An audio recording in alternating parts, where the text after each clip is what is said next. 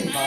ಯಾಕೆ ದಿಗ್ವಿಜಯಾರ್ಥಿಯಾಗಿ ಬಂದವರ ಬಂದಂತ ಸಂದರ್ಭ ಮನಸ್ಸಿಗೆ ಅಂತ ಬೇಸರವನ್ನು ನೀಗಿಸಿಕೊಳ್ಳುವುದಕ್ಕಾಗಿ ಉಪವನವನ್ನು ಪ್ರವೇಶ ಮಾಡಿದವರು. ಉಪವನದ ಸೌಂದರ್ಯ ಎಲ್ಲವನ್ನ ಕಾಣುತ್ತಾ ಮುಂದೊತ್ತಿಕೊಂಡು ಕಂಡದ್ದು ಈ ಸೌಂದರ್ಯವನ್ನು. ಯಾಕೆ ಉಪವನದ ಮಧ್ಯೆ ಸಂಚರಿಸ್ತಾ ಇದ್ದೆ. ಸತ್ಯ ನೀನು ಒಬ್ಬಳೇ ಬಂದದ್ದಲ್ಲ, ಶಬರರ ಜಾಲವನ್ನ ಕೂಡಿಕೊಂಡು ಈ ಉಪವನದಲ್ಲಿ ಸಂಚರಿಸ್ತಾ ಇದ್ದೆ. ನೀನು ಯಾರು? ಈ ಚಂದದ ರೂಪಕ್ಕಿರುವಂತ ಹೆಸರೇನು? ಇಲ್ಲಿಗೆ ಯಾಕೆ ಬಂದೆ ಹೇಳ್ತೀಯೇನೆ? ಆಲಿಸಬೇಕು.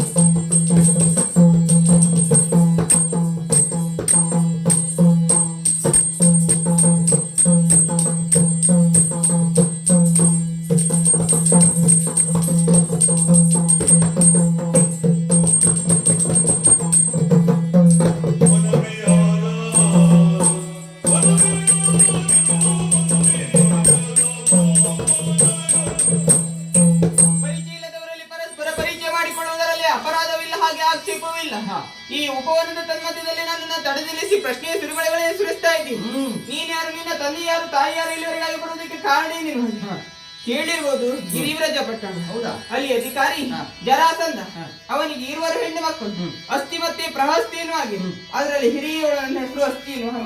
ಇಲ್ಲಿವರೆಗಾಗಿ ಬರುವುದಕ್ಕೆ ಬಲವಾದ ಉದ್ದೇಶವು ಏನು? ಮನಸ್ಸಿಗಾದಂತಹ ಬೇಸರ ಅದನ್ನು ನಿವಾರಣೆ ಮಾಡಿಕೊಳ್ಳುವುದಕ್ಕೋಸ್ಕರವಾಗಿ ಈ ಕಡೆ ಬಂದವರಿದ್ದೇವೆ.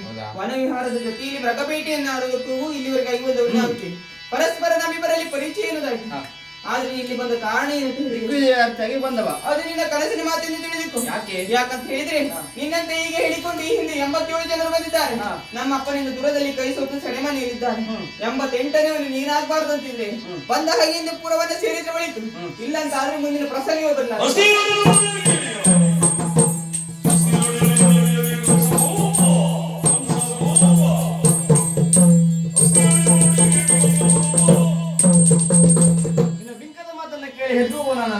ಅಪ್ಪನನ್ನ ಗೆಲ್ಲುವ ಮೊದಲು ಏನಂತ ಲಕ್ಷ್ಮೀ